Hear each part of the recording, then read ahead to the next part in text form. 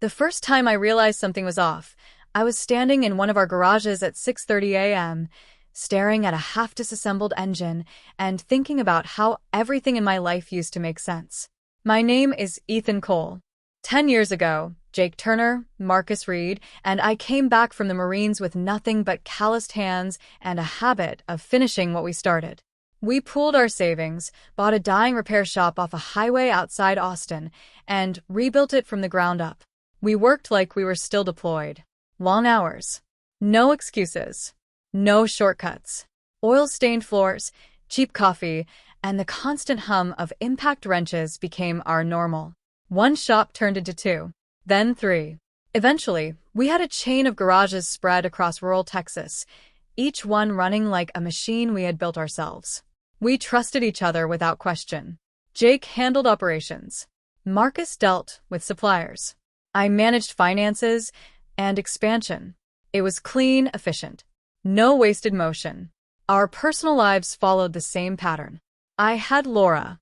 We met before everything took off, back when I was still figuring things out. She was calm where I was rigid, patient where I was direct. We built a routine, quiet dinners, Sunday mornings, the kind of stability most people spend years chasing. Jake had Emily. Marcus had Rachel. Same story. Solid marriages. No drama. No chaos. We'd have barbecues together sometimes. 3 couples, 1 long table, beer bottles sweating in the Texas heat, low music playing in the background. It felt earned, like we had done things the right way. I remember one night clearly. It was late summer. The air was still warm even after sunset. Laura sat across from me, wearing a loose white shirt, laughing at something Emily said. Her hand rested on my arm like it had 1,000 times before. Simple, familiar, safe. I didn't question anything back then. Didn't look for cracks. Didn't expect them.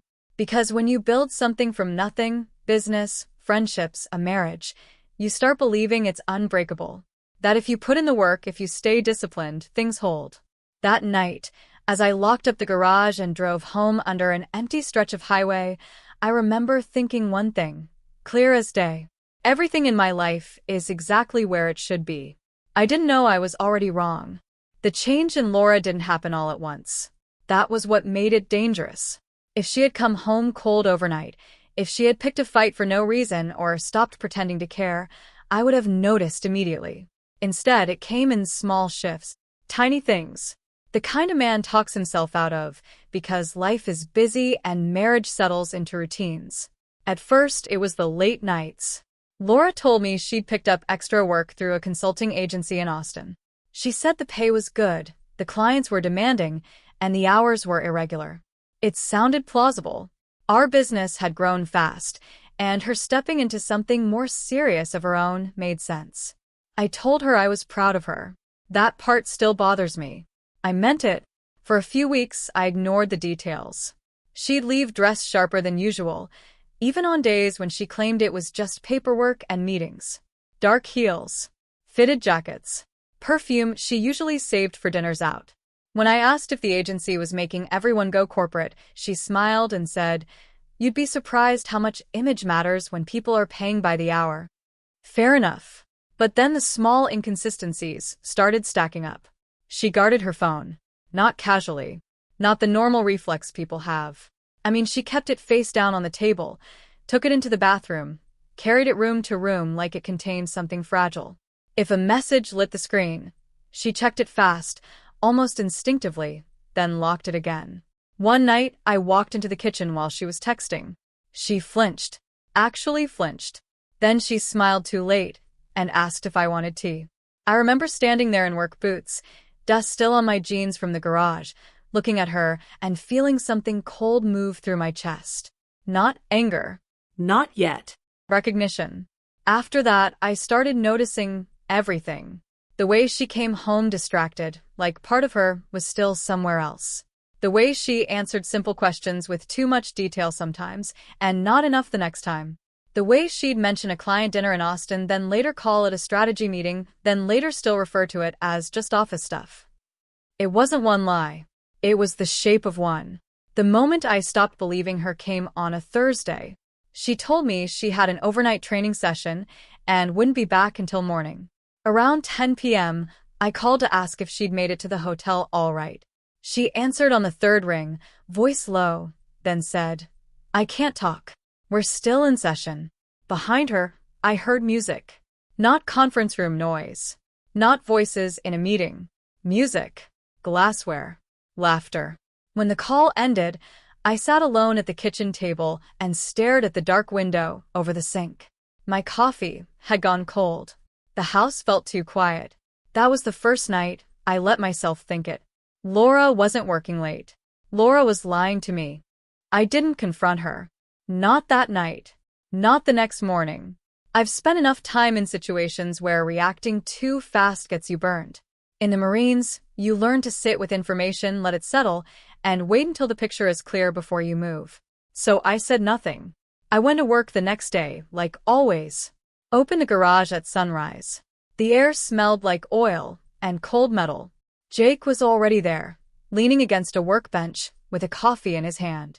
"Morning," he said. Morning. Normal. Routine. Safe. But I couldn't stop thinking about the sound on that phone call. The music. The laughter. It didn't fit. Around noon, we took a break behind the shop. Just the two of us, sitting on overturned buckets, eating takeout from a paper bag. Marcus was out handling a supplier issue 2 towns over. Jake was quieter than usual. Not tired. Not distracted. Just off. I watched him for a minute. The way he kept checking his phone. The way he locked it quickly every time a message came in, even though he wasn't the one acting suspicious. That's when I said it. Laura's been acting strange. He didn't react right away. Took a sip of his drink, looked out toward the road, then nodded once. "Yeah," he said. "Emily, too." I didn't move. Didn't even blink. "What do you mean?" He let out a slow breath, like he'd been holding it in longer than he wanted to admit. "Late nights. New work thing. Doesn't add up." He glanced at me. Phone glued to her hand. "You know, little things. Little things." Same words I'd been using in my head. I felt something tighten in my chest. Not panic. Not yet. Alignment. Marcus pulled up about 20 minutes later, tires crunching over gravel. He stepped out, tossed his keys into his palm, and walked over with that same controlled energy he always had. But even before he spoke, I could see it. Same look. Same tension. We didn't waste time. Jake said it first. "Your place good." Marcus shook his head once. "Rachel's been off for weeks." Silence settled between us. Not awkward. Not confused. "Heavy." I asked one question. "How?" Marcus looked straight at me. "Different stories," he said. "Same behavior." That was the moment everything shifted. 3 different marriages. 3 different women. Same patterns. Same secrecy. Same distance. This wasn't coincidence. This was something else.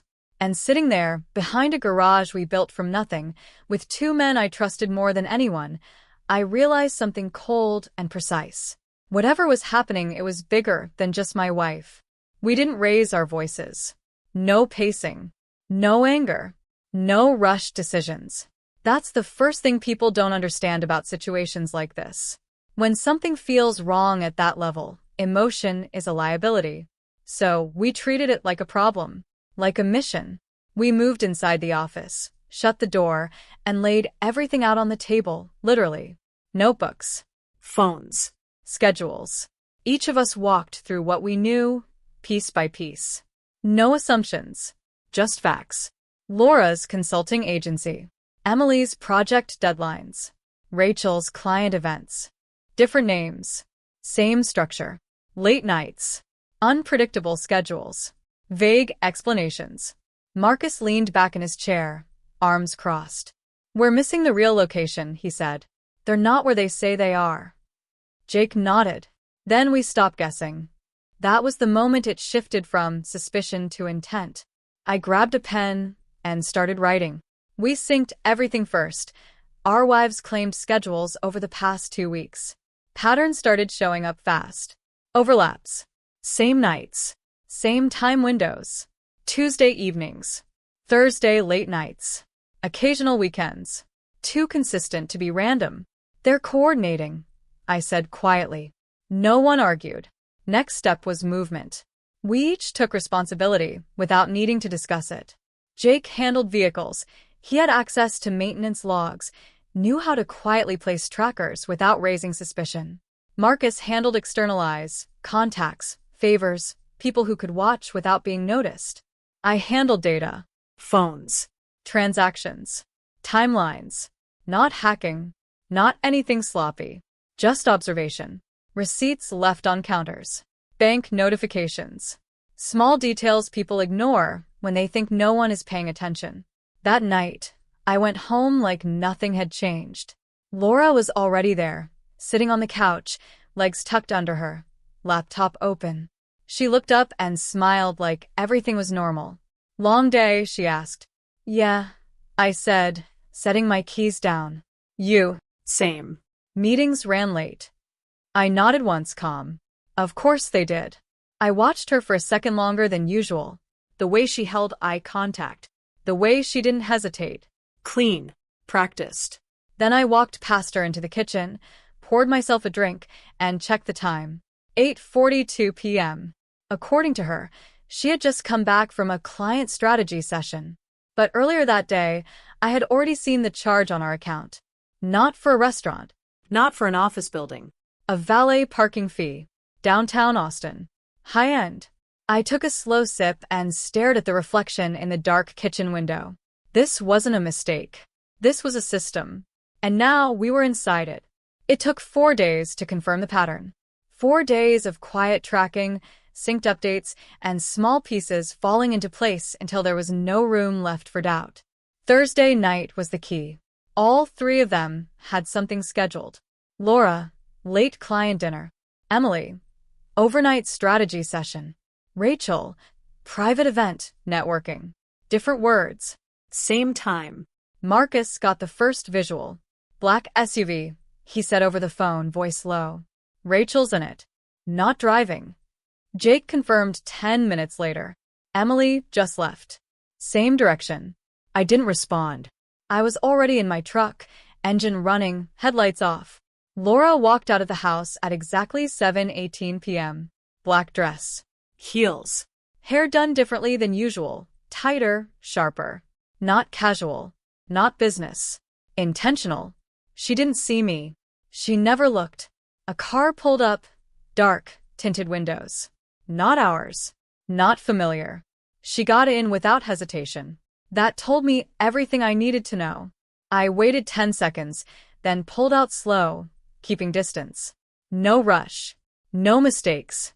We stayed connected the whole time. 3 vehicles. 3 routes. Same destination. Outside Austin. The roads started thinning out. Streetlights disappeared. Asphalt turned to long, quiet stretches of highway bordered by nothing but open land and wire fences. Then the turn came. Gravel road. Private. Marcus was already ahead. This is it, he said. I followed at a distance. Lights dimmed, dust kicking up behind the tires. The road curved for nearly half a mile before it opened up. And that's when I saw it. A ranch. Not the kind with cattle and broken fences. This was something else. Wide gates. Private security. Clean lines. Expensive. Cars lined the entrance. High-end, polished, out of place in the middle of nowhere. Black sedans. Imported SUVs. The kind of vehicles that didn't belong to mechanics' wives with late meetings. Jake pulled up behind me, engine idling. No signs, he muttered. No business name. Doesn't need one, Marcus said. People here already know what it is. We watched as Laura's car rolled through the gate without stopping. No questions. No check. Recognized. Expected. Invited. A man in a suit stood near the entrance, speaking into an earpiece. Security wasn't casual. It was controlled. Professional. I leaned back in my seat, eyes fixed on the building beyond the gate. Lights glowed warm against the dark Texas night. Music carried faintly through the air. Not loud. Not public. Private. Jake exhaled slowly. This isn't work. No, I said. Marcus's voice came through, steady. This is organized. Silence settled after that. We had followed our wives, expecting lies. What we found was something structured, repeated, intentional, a place they had been to before, more than once. I looked at the gate as another car passed through without hesitation. And for the first time since this started, I felt something sharp cut through the calm. Not anger. Not yet. Clarity. They weren't slipping. They weren't confused. They were choosing this. And whatever was behind those doors, they were comfortable inside it. We didn't rush in. That's the part people expect. Anger, confrontation, breaking through the gate like idiots. But nothing about this situation called for that. We parked half a mile down the road. Engines off, lights gone. The Texas night was quiet except for distant music drifting through the trees. Marcus spoke first. "We going clean. No noise. No scene." Jake nodded. "In and out. We see it, we understand it, then we decide." I agreed. Emotion could come later. Right now, we needed truth. The perimeter wasn't as tight as it looked from the front. Security focused on the main gate, controlled access, visible presence. But around the back, the fencing stretched wider, less monitored. Not unguarded, just less watched. We moved on foot, boots quiet against dry dirt. No talking, just hand signals, short glances. It felt familiar in a way I didn't like slipping back into something we had left behind. Except this time, the target wasn't unknown. It was personal. We reached the structure from the rear side, low lights, service entrance, a partially open access point where staff moved in and out. No uniforms, but you could tell who belonged there. We waited. Watched. Timed it. Then we slipped in. Inside, everything changed. The air was different. Cooler. Controlled. Soft lighting, polished floors, quiet conversations layered over low music. It wasn't loud, wasn't chaotic. It was curated. Intentional. People moved through the space like they knew exactly why they were there. Expensive clothes. Relaxed posture. No hesitation. No uncertainty. This wasn't a first-time crowd. This was routine.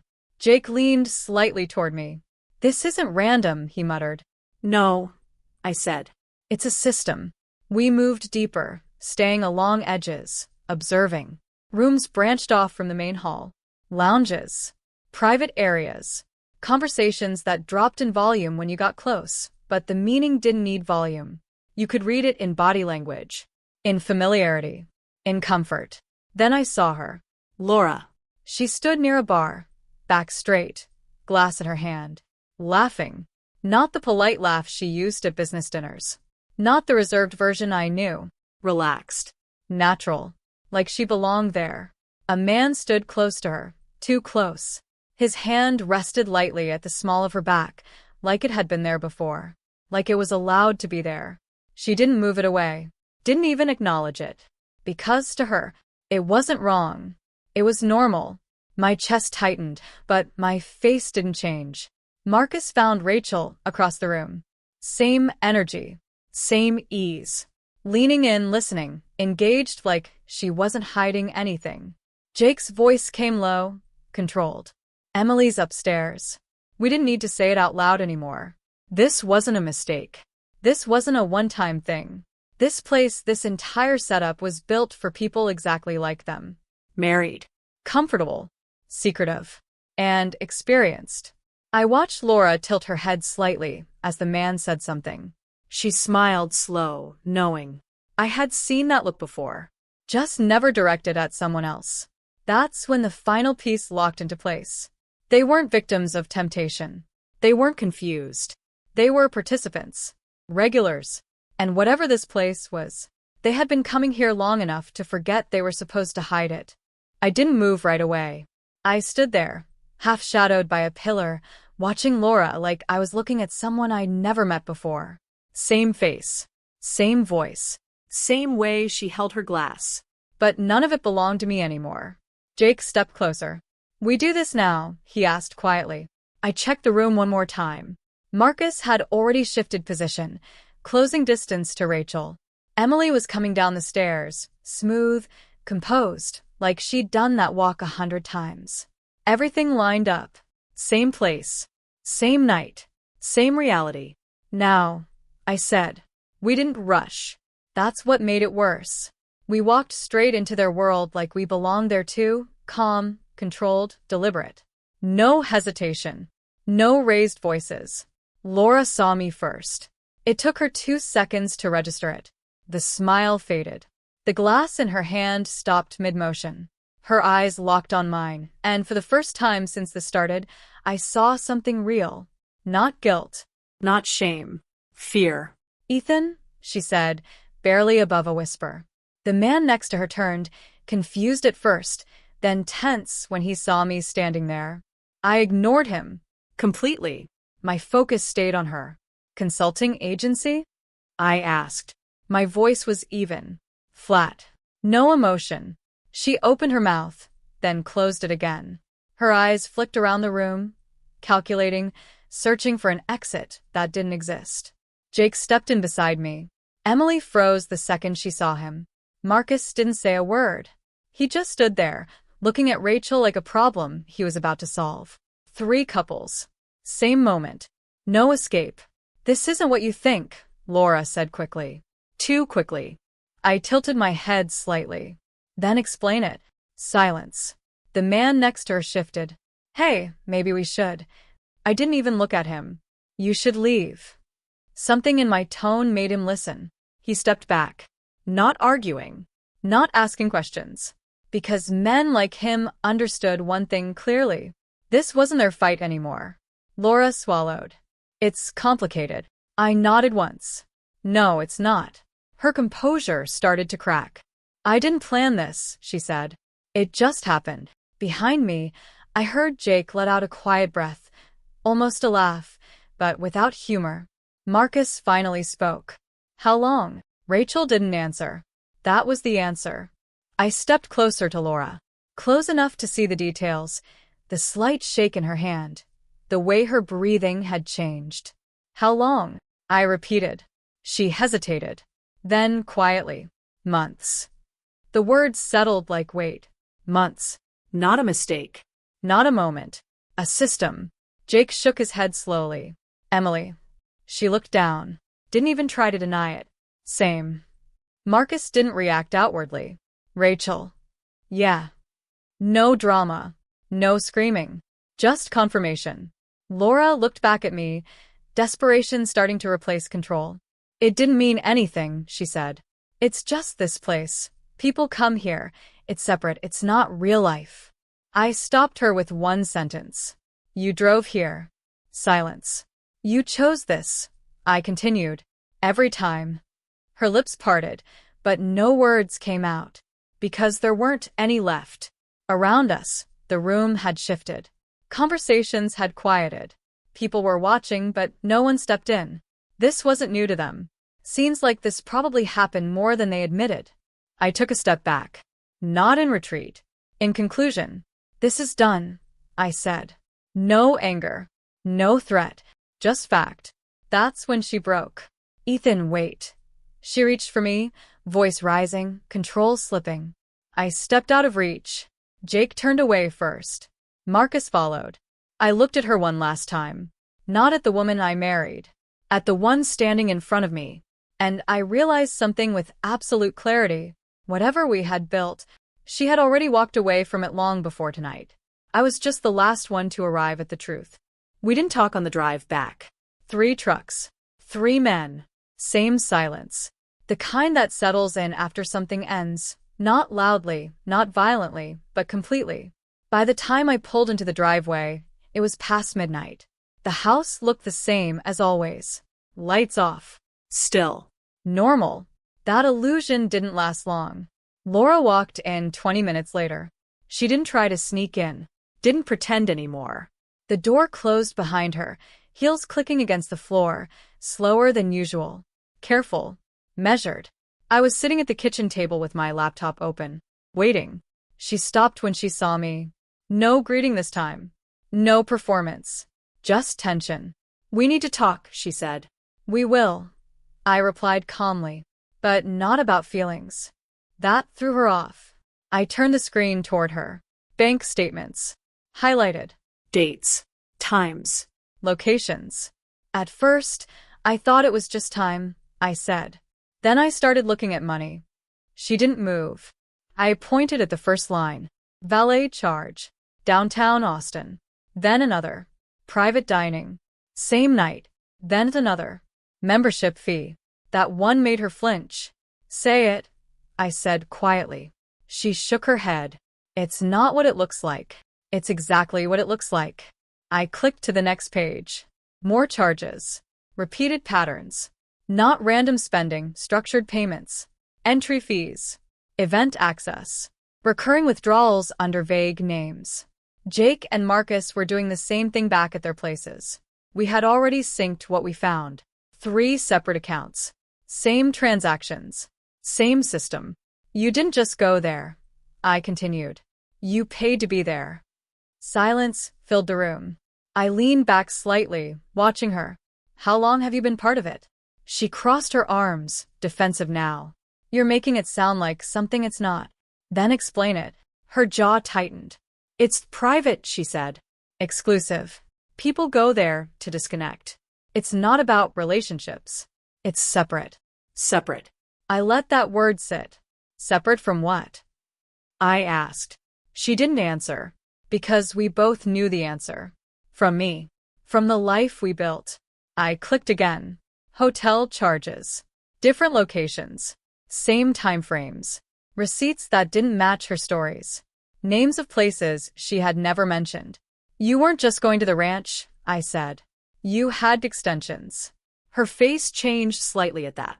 Not surprise. Recognition. You tracked me, she asked. No, I said. I paid attention. That landed harder. I stood up slowly, closing the laptop.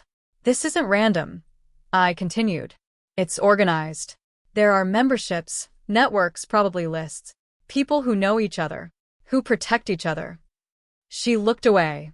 That was confirmation. I stepped closer, just enough to lower my voice. How deep does it go? Her breathing changed. Slower. Controlled again. You don't understand this world, she said quietly. It's not what you think. People have arrangements. It's normal. I nodded once. That's the problem. She looked back at me, something almost pleading in her eyes now. We can fix this, she said. We can move past it. It didn't mean anything real. I held her gaze, then asked one final question. How many? She froze. Didn't answer. Didn't need to. I stepped back. That was it. Not the anger. Not the betrayal. The scale. This wasn't a single mistake. It was a structure she had stepped into and stayed in long enough to call it normal. And standing there in my own kitchen, I realized something colder than anything before it. I hadn't just lost my wife. I had been living with someone who had been gone for a long time. The call came 3 days later. Unknown number. I almost didn't pick it up. Mr. Cole, the voice asked. Professional. Neutral. Yes. This is Austin Medical. We need you to come in for follow-up. I frowned slightly. Follow-up for what? A pause. Your recent test results. I hadn't taken any tests. That's what I thought, until I remembered the company insurance checkup I had done 2 weeks earlier. Routine. Blood work. Nothing serious. Is there a problem? I asked. Another pause. We prefer to discuss it in person. That was enough. I went in that afternoon. The clinic smelled like disinfectant and something faintly artificial. Too clean. Too quiet. The kind of place where people wait for answers they don't want. The doctor didn't waste time. He sat across from me, file open, expression controlled. Your results came back positive, he said. I didn't react. For what? He named it. Short. Clinical. Cold. I stared at him for a second, letting the words settle, turning it over in my head like it belonged to someone else. It didn't. How? I asked. He didn't answer that. Didn't need to. I leaned back slightly in the chair, hands resting on my knees, and felt something shift, not panic, not fear. Final confirmation. This wasn't just betrayal anymore. This was exposure. Risk. Something that could stay with me long after everything else ended. When was the last time you were with your wife? He asked. I gave him a date. He nodded slowly, writing it down. You'll need treatment, he continued. We'll handle it early. You came in at the right time. I nodded once. Good. That was it. No outburst. No visible reaction. Just acceptance. I walked out of the clinic 10 minutes later, prescription in hand, sunlight hitting harder than it should have. The world looked the same. But it wasn't. I sat in my truck for a while before starting the engine. Then I made 3 calls. Jake.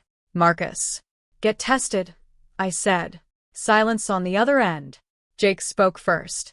Ethan, what is it? Just do it, I replied. Today. Marcus didn't ask questions. Understood. I hung up. Then I drove home. Laura was there. Of course she was. Sitting at the kitchen counter like nothing had changed. Like the last week hadn't happened. Like we were still in some version of normal. She looked up when I walked in. We need to talk, she said. I set the prescription bottle on the counter in front of her. It made a small, sharp sound when it hit the surface. Her eyes dropped to it. Then back to me. What is that? I held her gaze. You tell me. Confusion flickered across her face. Then something else. Recognition. Slow. Unavoidable. Her hand moved slightly toward the bottle, then stopped. Ethan, her voice softened. Careful now. What are you saying? I didn't raise my voice. Didn't step closer. You didn't just lie, I said. You didn't just cheat. I let the silence stretch. You brought something back with you. Her face strained. No, she said quickly. That's not possible. It is. I cut in. Come. Final. She shook her head, stepping back now. You don't know that. You could've. I didn't let her finish. I get tested regularly, I said. You know that. That ended it. Her breathing changed. Fast now. Uncontrolled. For the first time since this started, she looked afraid of me. Not because I was angry. Because I was certain. I didn't know, she whispered. I studied her for a second, trying to see if there was anything left worth believing. There wasn't. That's worse, I said. The room went quiet again. Heavy. Final. I picked up my keys. Ethan, wait, she started, voice cracking now. I paused at the door, but I didn't turn around. You turn a betrayal into a risk I have to carry, I said. A beat. You don't get to talk your way out of that. Then I walked out. And this time, I didn't look back. I didn't go back that night. Instead, I drove straight to the office. The garage was dark except for the single light over the main bay. The smell of oil and metal hit the same as always. Familiar. Controlled. Real. Jake and Marcus were already there. Jake stood near the workbench, arms crossed. Marcus leaned against the wall, phone in hand. Neither of them looked surprised to see me. Results? Marcus asked. I nodded once. Jake exhaled slowly, jaw tightening. Same here. Marcus didn't say anything for a few seconds. Then, quietly, yeah. That was it. 3 confirmations. Not just betrayal. Damage. I set my keys down on the table. We end this clean, I said. Jake shook his head slightly. They won't let it be clean. He was right. The first hit came 2 days later. Laura filed first. Not divorce. Accusations. Emotional neglect. Controlling behavior. Claims that I had been distant. Obsessive. Unstable. Enough to plant doubt. Enough to shift narrative. Emily and Rachel followed the same pattern. Same language. Same structure. Coordinated. Marcus let out a quiet breath when we reviewed it all. They're protecting the network. They're protecting themselves, I said. No, he replied, looking up. Both. That changed the approach. This wasn't just about ending marriages anymore. This was about exposure. We already had evidence. Financial records. Entry payments. Locations. Timelines. The ranch. The system behind it. But now we organized it. Like we used to. Precise. Layered. Complete. Jake handled internal documentation, every shared account, every transaction tied to their names. Marcus reached out to contacts. Quietly, carefully. People who knew how to verify things without making noise. I built the structure. Timeline. Cross-reference. Proof that didn't rely on emotion, only facts. And then we waited. Because timing matters. The first crack came from outside. One of the men tied to that ranch, high profile, married, visible, got exposed separately. Not by us. But it triggered something. Investigations. Questions. Attention. That was when we moved. We handed everything over. Clean. Organized. Complete. No exaggeration. No commentary. Just truth. The fallout was fast. The ranch shut down within weeks. Quietly at first. Then publicly when details started leaking. Names surfaced. Not all, but enough. Enough to break the illusion. Laura tried to reach me 3 times during that period. Calls. Messages. Different numbers. I didn't answer. Jake told me Emily had started blaming him publicly. Marcus said Rachel tried to flip everything onto him legally. It didn't matter. Because facts don't argue. They settle. The divorces were straightforward after that. No drama in court. No shouting. Just documents, evidence, and outcomes. Assets split. Accounts separated. Names removed. Final. Months later, things were quiet again. Not the same quiet. A different one. I stood outside one of our garages early one morning, coffee in hand, watching the sun come up over an empty stretch of road. Jake was inside, already working. Marcus pulled in a few minutes later, same as always. Routine. Rebuilt.